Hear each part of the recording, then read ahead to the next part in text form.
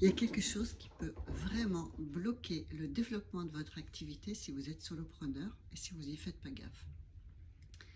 Il y a peut-être une croyance dans vous, dont vous n'avez pas conscience, qui dit que plus de clients, plus d'emmerdes.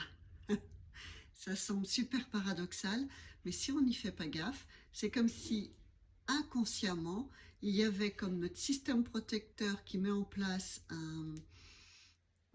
une protection, parce que s'il y a bien un truc dont on veut, c'est plus de clients, c'est transformer plus la vie des gens, c'est vraiment s'éclater plus dans notre activité.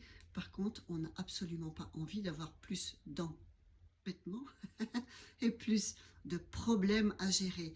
Et s'il y a inconsciemment un switch entre plus de clients, plus d'emmerdes, eh ben en fait, il y a un blocage et ça ne se voit pas, c'est complètement énergétique. Alors, un petit travail que vous pouvez faire pour débloquer ça, ou en tout cas pour déjà commencer à libérer ça, c'est regardez votre responsabilité. C'est quoi, en tant que solopreneur, votre responsabilité? C'est d'avoir l'intention la plus pure possible vis-à-vis de votre clientèle, de vos prospects et votre client. Donc d'avoir une intention de cœur pur, pas juste récupérer de l'argent. Ça ne marche pas. C'est d'être super au clair avec vous sur le fait que, quoi que vous fassiez, vous donnez toujours votre meilleur. Toujours le meilleur de ce que vous pouvez donner au moment où vous le donnez. Troisième chose sur laquelle j'attire votre attention, c'est d'être que vous soyez dans votre énergie vraiment claire, légère, alignée, limpide avec ce que vous proposez et avec qui vous êtes.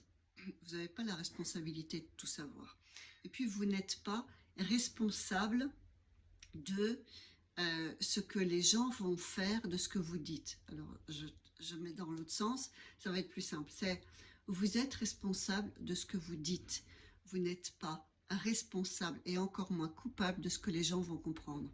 Vous êtes responsable des outils et des conseils que vous donnez à vos clients.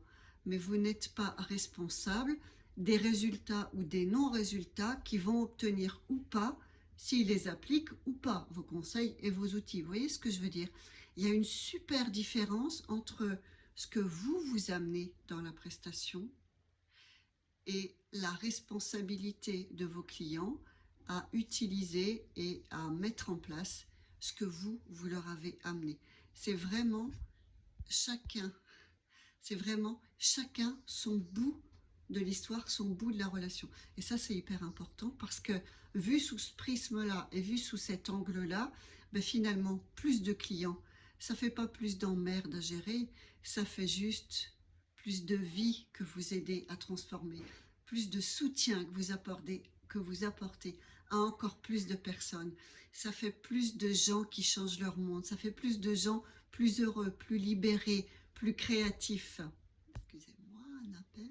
Voilà.